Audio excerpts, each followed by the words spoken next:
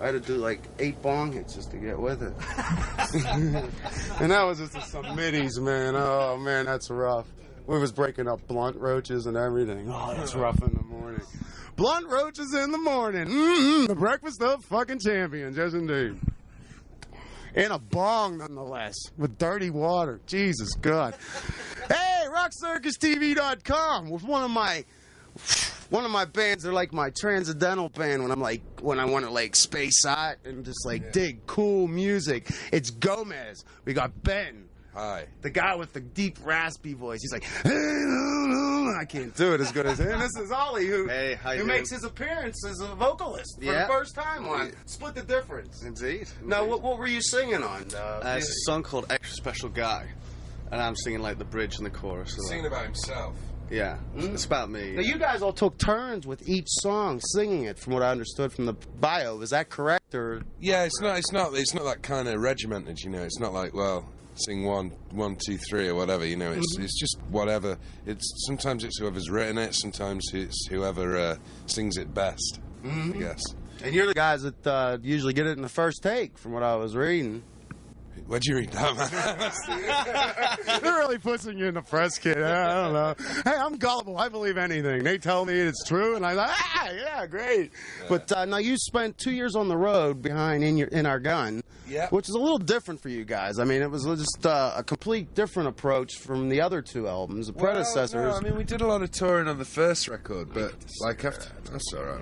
That's okay. We did a lot of touring on the first record, and I think after Liquid Skin we were all toured out, you know. Yeah. So we took a bit of a break, and then we made In Our Gun, and so got back on the road, and it's been working out real good, yeah. Now, you wrote most of the material for Split the Difference while you were on the road for In Our Gun. Wasn't that the... No, we wrote most of it when we got back. It's not a good idea to write tunes on the road. Oh, really? A lot of bands try it, I guess. Yeah, it's always the same, you know. There's back of the bus, everybody's chanting along. Too many cliches, you know. Far too many cliches. Now, you guys packed up and went into a totally different, a very... tough environment, I would imagine, to record in. I mean, it was a hot-ass warehouse or something to that effect. Essentially, it's like in the summer, it's like a sauna. It was just ridiculous, you know. It's like playing a show, and you're sweating in seconds, you know. Yeah. And in the winter, it's just freezing. So that's probably why we kind of recorded all these like fast, loud songs, because we were just like wanted to get in and get out, kind of thing. Yeah. Well, this is probably one of the most straight across rockin' CD you've done so far, and it's a really fresh approach. I mean, I really like it. I've only got to listen to it for a day. I was kind of curious as to Split the Difference. Is there any reference to the record label or anything by the chance? No. We sell 2 million throughout the world. You cover us in the States, bitches. Yeah. You can't play Clear Channel to play our stuff. You know? What's up with that? Clear Channel sucks. I think you've got it, man. I think that's exactly what it's referring to. Yeah. Now, the day this came out, you did sell 2 million worldwide.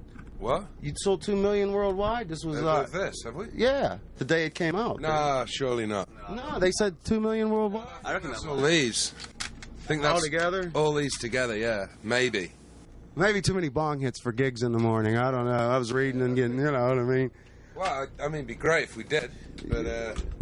Now, how are you received in England in the rest of the Europe as opposed to the States? You seem to have more of a ground bearing there, more of a grip on things. Or? It's been kind of I don't know. It's funny because we've toured so much here now that it's like we kind of get a bit nervous when we play at home. Really? Yeah. It's a weird thing. Like here, it's like we're more kind of comfortable on stage here. I think. You know, really? The crowds are. You did some relentless, receptive, you know. I think so. It's cool.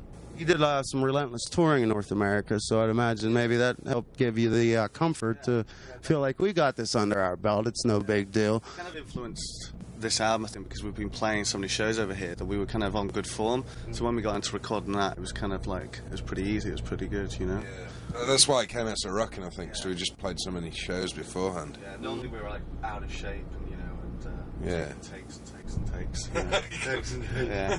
You play some pretty wicked slide guitar, I must say. Yeah, not a lot on this though. No, I noticed you just tend to hold back some. No, there's none on it at all. None on there. No, you. They said you recorded 50, or you had 50 demos when you went in. Yeah. How does that work out? How do you whittle it down to like a set 16. These are the worst ones. These are the worst. Yeah, ones, we've just thrown these out, and then as soon as we're out of a deal, we're gonna. It's random. We're just like putting our finger down. Hey, that's excellent planning with the record. Hey, man, we got the real deal back on the 2-inch tape back in the studio. That's it. Yeah, Or it'll be abandoned Charlie shopping carts part 2 or something that'll come out Possibly, on. Yeah, you never know. Trolley 2. Yeah. Now, when you guys play live, and since I've never had the pleasure of seeing you, do you is there a lot of improvisational type jamming, or is it pretty regiment? Not a great deal. We don't like to do too much of that because it just ends up sounding crappy. You know. Yeah. I don't know. You heard the Zeppelin bootleg tapes, obviously. Yeah. We turn into a mess, especially when you're on heroin. But that's beside the point. No, we still have a few songs here and there where in the middle we'll freak out for a bit, but it's kind of tamed down. They're like the staples of the set. You know, they're the kind of yeah. There's a few songs we know we can go for it for a bit, kind of thing. Yeah, I mean the point is like we play for 2 hours and we've got all these songs there. You know, CDs full of them. Oh yeah. So it's really sometimes it's quite hard to pick a set, and like if you start noodling off, you know, and just wanking away, then you're. Hate when you're wanking away. When you're wanking away, you can't play as many tunes, man. That's not good for the kids. No, you got to get it out there. Yeah. What's are you really enjoying playing this? You getting a lot of good reception back from the kids from it? No, really. No, not at all. They stand there with their arms crossed and like. Play Tijuana Lady. Tijuana Lady. Piccadilly's. No, we won't play that song. We don't. No, it's been great. I mean, we were playing a lot of these tunes before the record was out, so really, like kind of road testing them and stuff. And yeah, it's been going on cool. It's kind of so easy to play live. This stuff. Like, as you know, compared to in our you don't have to set up as many programs and Pro Tools things and whatnot. Yeah. So it's just kind of straight. Well, it's not straightforward, but it's more of a band vibe, you know. How does that complicate the show as far as like pre-production? Like, do you have to go in and say, all right, well, does that mean you have more of a set playlist throughout the whole tour when you're using the Pro Logic things? Well, we don't use Pro Logic. I mean, when you use the samples, you have to use them in loops or whatnot. Yeah, you just hit go on the sample. It's like, you know, you just hit a pad, the sample fires off, you know. And that's. Well, you guys have so much going on. I'd be like, whoa, what do I do now, man? I'm like, you got to, you know what I mean. We don't use many samples these days, though. I think we use maybe 4 or something during the show, which is not a great deal, you know. Not very many. Which I'm surprised because I would expect more with what I've heard with you guys. On the last album, we had like a lot of stuff kind of firing off, and it started to sound a bit shitty, so we kind of left that alone for a while. Yeah, I noticed it. You know what I mean? I had, Inner Gun was what it was. You know what I mean? It seemed like it was a point in place where you were, and you had to make that album to get it out of your system. That album to get to this album. Yeah, exactly. And this is a great album. So is Inner Gun, by the way. But we'll keep on split the difference. You know what I mean? Now you brought in Chad Blake, I believe, to help record. Who's done everybody. You know what I mean? He's just he was. I mean, he's known as a producer, but he didn't. When we record, we always do the first couple of months by ourselves and record most of the stuff, and then kind of hang out with an engineer for a month afterwards. And he was that engineer. You know, he's the best engineer in the world, pretty much. So, we thought we'd get him in, and he kind of tightened it all up a little bit for us, which is good. Because it needed it, man. Jesus. Really? How much was it? I mean, how loose? You're like, man, what were you have 15 minutes, anthems going on? Or nah, it's not that really. It's just because we've got quite a kind of basic studio setup in our warehouse, you know. So it's just give it balls, basically. So you know, give it some ass. Exactly, and that's what Chad did. He slapped the ass on it. Cool. Now you have a video coming out for the first. Well, we've done a couple of videos. I don't know quite where. I don't think I've been serviced them yet. Right. Yeah. Well, Silence that's a cool video.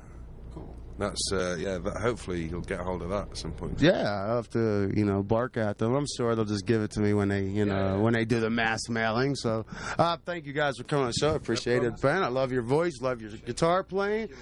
You're all right, Ollie, man. He's the drummer, man. He's gonna be singing some phrases and choruses tonight. This will be we won't be singing tonight. No singing tonight.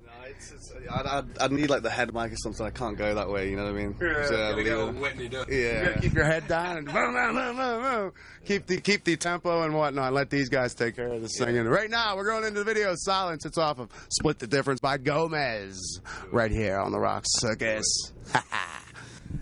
Cool. If I get you guys to do a quick show ID, and that'll be it. We'll be done, and I can get out your hair.